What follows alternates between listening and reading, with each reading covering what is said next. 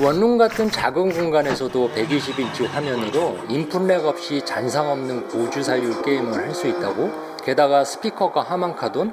이건 뭐 극장에서 게임하는 기분이겠는데? 여러분 안녕하세요. 탑층 집돌이 미스터 루프탑입니다.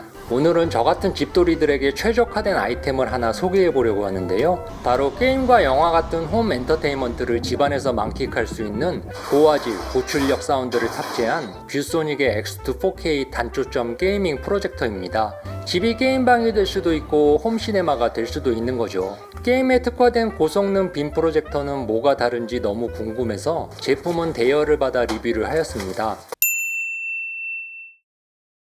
뷰소닉이란 브랜드는 미국 내 프로젝터 제조사 중 신뢰도 1위를 차지하고 있는 미국의 디스플레이 전문 글로벌 브랜드입니다. 먼저 제품을 개봉 후 구성품들을 보겠습니다. 뷰소닉 X2 4K는 3세대 LED 광원을 사용하고 있는 빔 프로젝터이며 빔 프로젝터 본체, 전원 케이블, USB C2C 케이블과 리모컨, 간이 설명서로 구성되어 있는데요. 보통 가전제품들이 본체는 그럴듯하면서도 의외로 리모컨이 본체만큼 세련되지 못한 경우가 많은데 뷰소닉 제품은 리모컨도 날렵하고 그립감도 한 손에 착 감기는 느낌이라 인상적이었습니다. 특히 리모컨에는 중력을 감지하는 G 센서가 달려 있어서 리모컨을 움직이면 버튼이 전멸되어 어두운 곳에서도 쉽게 사용할 수 있습니다. 시크한 무광 블랙 컬러로 마감된 본체는 마이크로소프트의 엑스박스가 연상이 되는 외형이라 보기에도 게임 전용으로 특화된 모델 느낌이 들었고 실제로 엑스박스 공식 인증 프로젝터이기도 합니다. 무게는 고성능 프로젝터치고 제가 예상했던 것보다는 가벼웠는데요. 스펙상 무게는 3.6kg로 되어 있는데 저희 집 전자저울로 직접 측정한 무게는 3.3kg였고 집안에 있는 제법 두툼한 책 4권 무게보다도 가벼운 무게라 이동 배치 시 여성분들도 쉽게 들고 이동할 수 있습니다.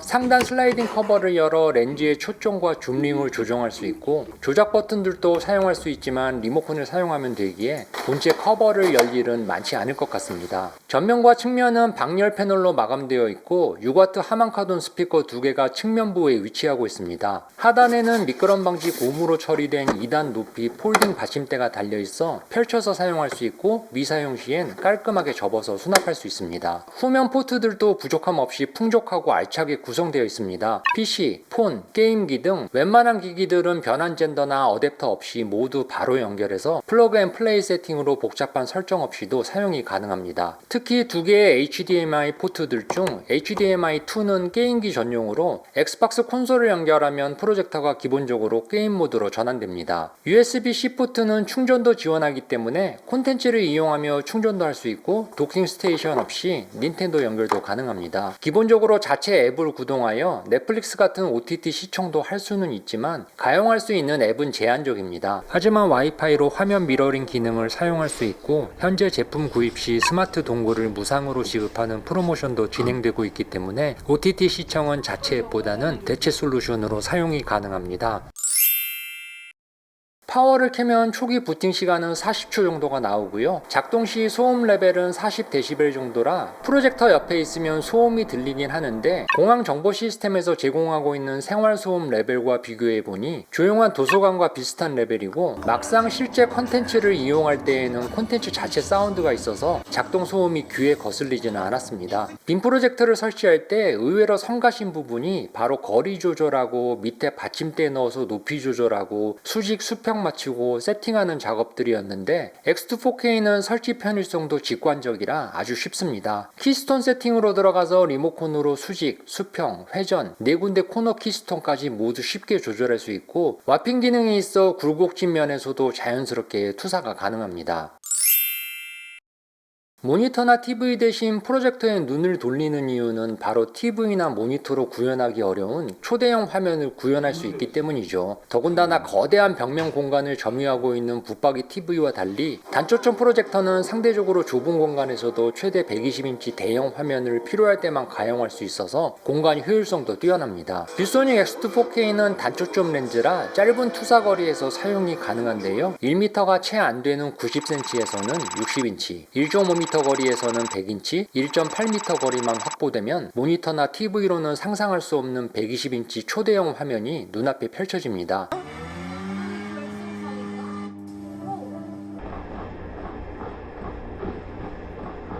저희 집 거실에서 사용하고 있는 86인치 TV도 작은 사이즈는 아닌데 120인치 스크린과 비교해 봤을 때는 86인치 TV도 상당히 왜소한 느낌이 들더라고요. 정말 화면은 거거익선이란 말이 실감이 났습니다.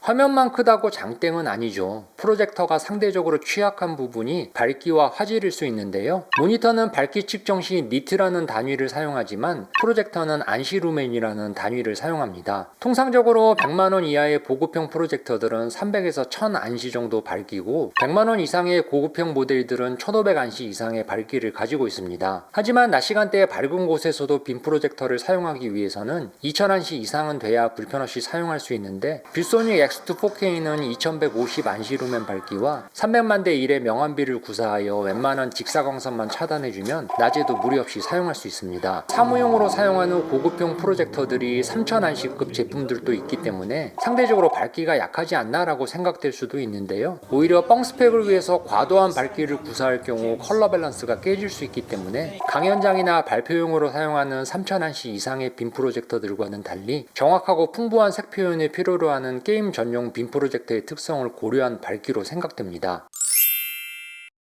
다음으로 궁금하신 사항이 해상도에 따른 잔상 없는 주사율과 입력 지연 시간일 텐데요. 뷰소닉 X2 4K는 830만 화소 트루 4K 해상도를 가지고 있으며 고사양 BMD 칩셋이 탑재되어 HDR, HLG를 지원하여 명부와 안부 디테일 모두를 살려주기 때문에 보다 현실감 있는 풍부한 색상 표현으로 게임이나 영화를 즐길 수 있습니다. 입력 지연 시간은 컨트롤러 입력 후 화면 반응까지 인풋 렉을 측정하는 시간이죠. 자체 발광이나 백라이트로 영상을 보여주는 모니터나 TV와 달리 반사광을 이용하는 빔 프로젝트의 특성상 이 부분도 의문점을 가질 수 있는데요. 뷰소닉 X2 4K는 게이밍 프로젝터답게 게임 모드에서 응답 지연 속도를 더욱 빠르게 가속시켜주는 울트라 패스트 인풋 기능이 탑재되어 있습니다. 이 기능을 켜주면 최고 240Hz의 잔상 없는 주사율로 최고 4.2ms의 응답 지연 속도를 구현할 수 있는데 이 속도는 빔 프로젝터에서는 상상하기 어려운 응답 지연 속도라 모니터와 별반 차이가 없는 속도입니다. 대부분 고급형 빔 프로젝터들은 4K 60Hz나 FHD 240Hz만 선택이 가능한데 뷰소닉 X2 4K는 QHD 2K 해상도로 120Hz 주사율을 사용할 수 있는 유일한 빔 프로젝터라는 점도 인상적입니다. 하지만 플스5는 소니 기기 특성상 144Hz 이상의 QHD만 지원하여 4K로 사용해야 하는 점은 다소 아쉬웠습니다. 반사광을 사용하는 빔 프로젝터의 또 한 가지 좋았던 점이 장시간 화면을 보더라도 자체 발광이나 백라이트를 사용하는 TV나 모니터보다 블루라이트가 훨씬 적어서 눈이 정말 편안합니다. 뷰소닉 X2 4K를 사용해보고 강렬한 인상을 받았던 또 하나의 기능이 바로 하만카돈의 12W 고출력 스피커입니다. 단순히 음량만 큰 것이 아니라 저음부터 고음 영역까지 음질의 밸런스가 단단하고 균형감 있게 잡혀 있어서 축구 게임 같은 경우는 마치 축구장에 와 있는 것 같이 웅장하고 압도적인 스케일과 공간감을 느낄 수 있었습니다. And into the book he goes too. Well, once he gave the penalty, he was always going to give him a yellow card. 아무리 화질이 좋아도 빈약한 사운드는 감동을 반감시키지만 고퀄리티 사운드는 감동을 배가시키기 때문에 영상물의 최종 완성도는 사운드가 마무리한다고 해도 과언이 아니죠. 스피커 단자도 있고 블루투스도 지원되기 때문에 사운드가 약하면 외장형 스피커를 연결할 생각이었는데 전혀 그럴 필요성을 못 느꼈고 오히려 블루투스 연결해서 외장 스피커로만 사용해도 손색이 없을 정도라 생각되었습니다. 그래도 블루투스 기능이 요긴하게 필요하긴 한데요. 심야 시간에는 블루투스로 무선 헤드폰에 연결해서 사용하면 좋을 것 같습니다.